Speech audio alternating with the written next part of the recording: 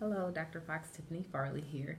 I was looking at all of the different obstacles that could potentially be a problem for a counselor while still managing to care for clients. And it can be overwhelming just looking at what potential problems could exist. It says, are you impaired? I'd say no, seeing as everything was still being handled well professionally. Are you incompetent? Are you competent? Excuse me. I'd say yes. Again, all of the clients seem to be getting the care that they need and then still managing to balance life outside of that. Are you violating the code, the ACA Code of Ethics? Not necessarily. The ACA Code of Ethics 2014 under Section C of Professional Responsibility states that counselors engage in self-care activities to maintain and promote their own emotional, physical, mental, and spiritual well-being to meet their professional responsibilities. In addition, Section C2G of ACA Code of Ethics 2014 says to monitor yourself for signs of impairment and seek assistance for problems that reach the level of impairment. Again, it didn't seem to reach the level of impairment, but definitely some things to be monitoring there.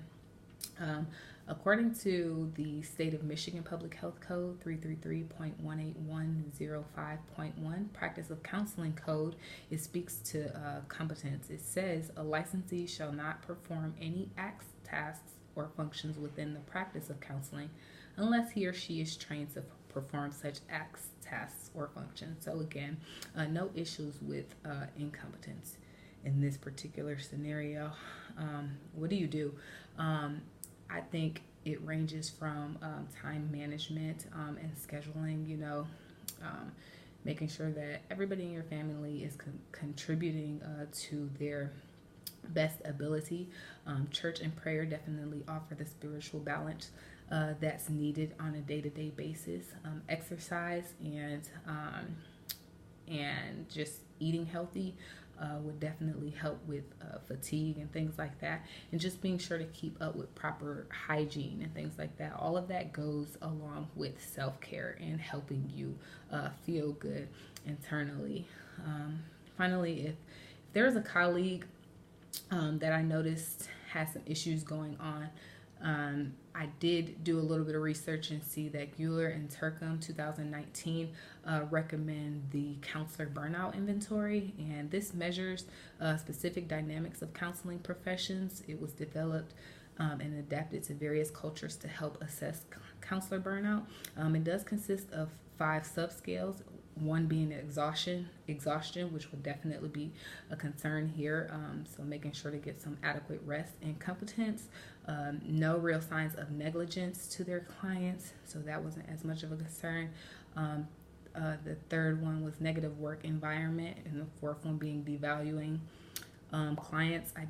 It doesn't appear that in this situation that there was any issues with the clients themselves. They seem to be feeling some type of progress if they've all been there over 9 months.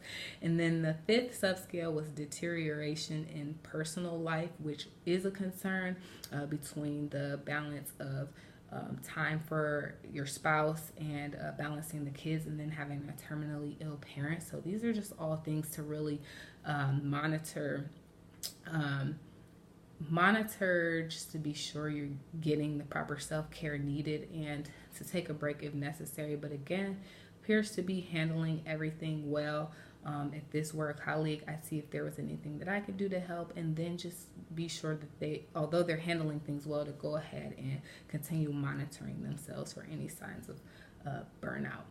Again, thanks so much for your post. This could easily be any of our lives, so I appreciate you giving us something to think about this week.